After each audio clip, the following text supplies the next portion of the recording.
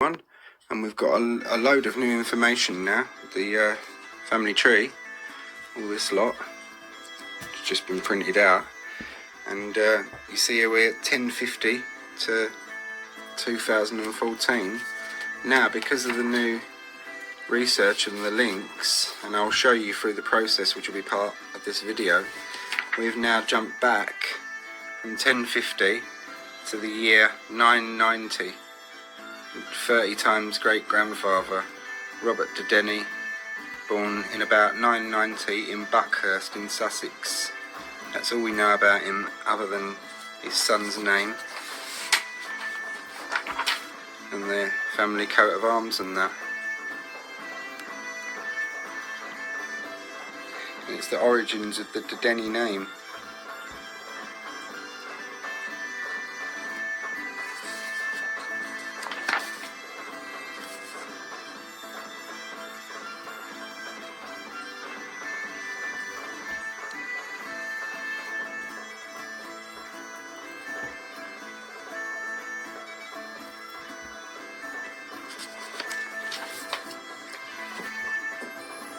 So we jump all the way from Great Nanny and Grandad Still, through Great Nanny Ada, right through back all this lot,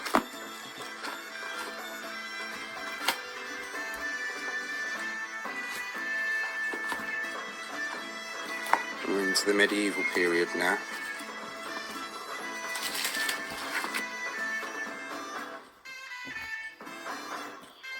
Sir John de Huddershaw.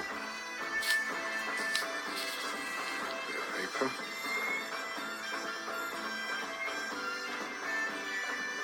King's Lieutenant in Brittany. And they basically paid a lot of money towards Mervale Abbey. And this is what you see, which is a stained glass window, which was saved, thank goodness, somehow during the Reformation. No one knows how, but this is now in the National Gallery of Victoria, Australia. I've got to get this one printed out because I've now got a colour copy of it.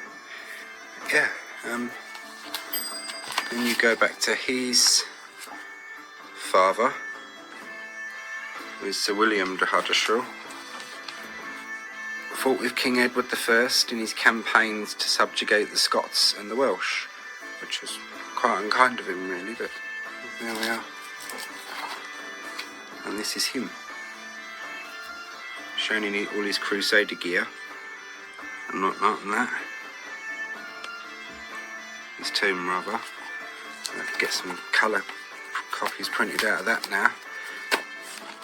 And the de Denny information is brilliant because all we knew before was Robert de Denny, born in about 1050 in Normandy or France. But now we know, bear with me,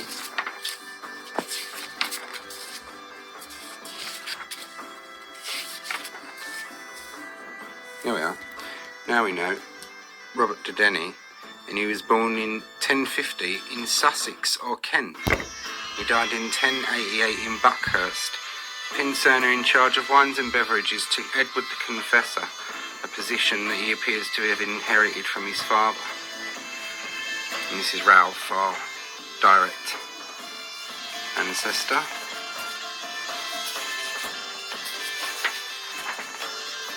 And this is the fact sheet on Robert de Denny. Robert de Denny, an Anglo-Norman. This is the interesting part. I thought they were completely Norman, but they're not. There's English and Norman, or Anglo-Saxon and Norman. So they had their feet in both camps, so to speak. Had estates in Sussex, Kent, and as well as in the Duchy of Normandy. Through these ancestors, and then through the Tuftons, that the family would later marry into the Sackville family and become the Earls of Thanet. And when that kind of thing happened, you had to prove your lineage and everything. And this is what helped me a lot, because I got from Sir Nicholas Tufton back to this ancestor, Robert de Denny, through the lineage or the pedigree. And this is what the pedigree comes from, the pedigree page. And this original page dates from about, I'd say, 1600 to 1610, arms of the de Denny family.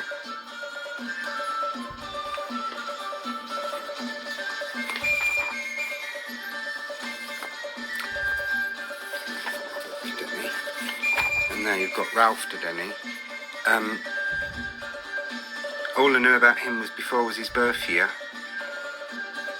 Didn't know the date of death, and it's believed to have died in 1165.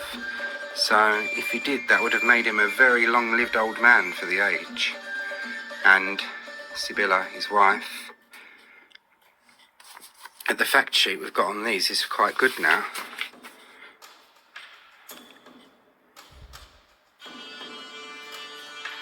Paulson Reed, Lord of Buckhurst, possessed large estates in Sussex and Kent, living during the reign of William the Conqueror. He married Sibylla de Gatton. And this is the new piece of information. And we've got Sibylla's surname, and the de Gatton family was quite well to do. They all seem to have married into each other. Let me pause you a minute. Here's another really interesting ancestor here. Eustace de Hatch, Baron of Boutart, and all the greats there. He was a baron, a parliamentarian, governor of Portsmouth, and a warrior knight.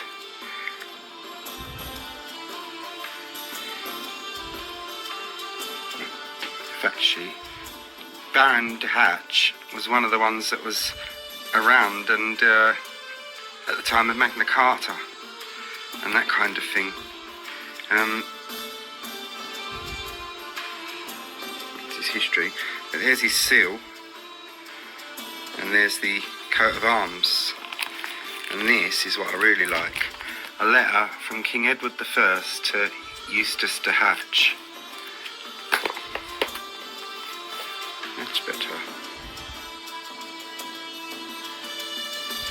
Dear and well-beloved knight, Monsieur Eustace de Hatch, health and good love, we do thank you affectionately for the goodwill which you entertain towards us. And it just goes on, you can read this. But yeah, this is 26th of May, in the year of the reign of King Edward. It hasn't got the exact year, but they dated everything given under and CV at Langdale, 26th of May, so it's not got the year, but it's from the reign of Edward I. So yeah, so all the way from Great Nanny Still right back to this lot.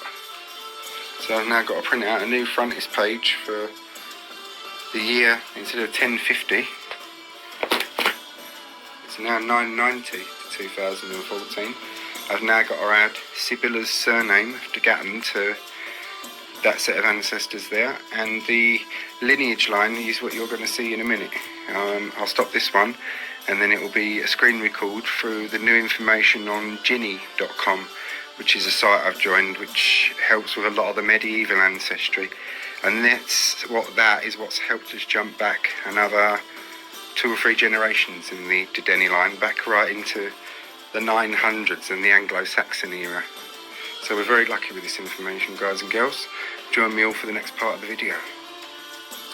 Evening, ladies and gents, and this is our link back another 2 generations. This is Jenny.com. A decent website this, it's helped out a lot. We were at this with this man anyway, Robert de Denny, circa 1050. And now we know when he died, 1088. And this is where we go back into another generation. Yeah, it's just a little bit of information about it in here.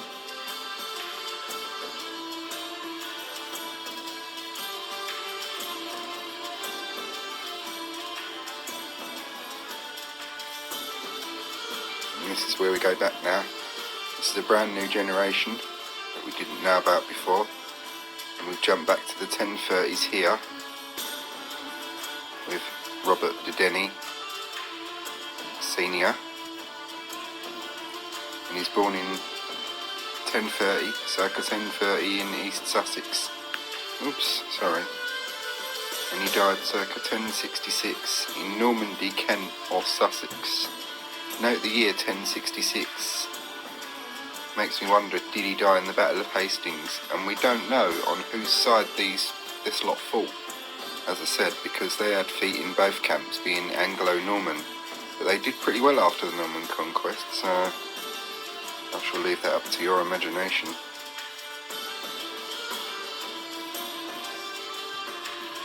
Here's the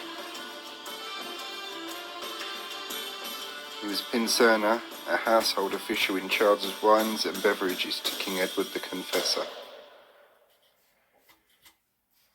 And that was the position that his son inherited from him. And now we go back even further into Anglo-Saxon England and our earliest recorded ancestor.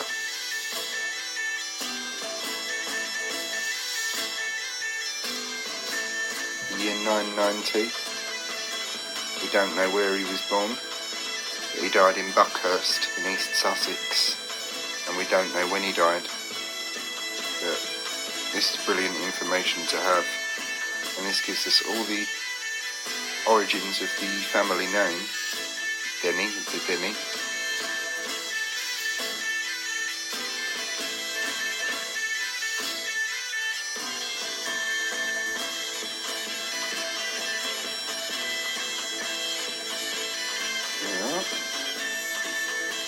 And that's our furthest branch back into the past. I'm well chuffed with this one, because we've gone from 1050 back to the year 990 in Anglo-Saxon England. Well over 1,000 years of family history. Hope you all enjoyed that, guys and girls. Thanks for watching.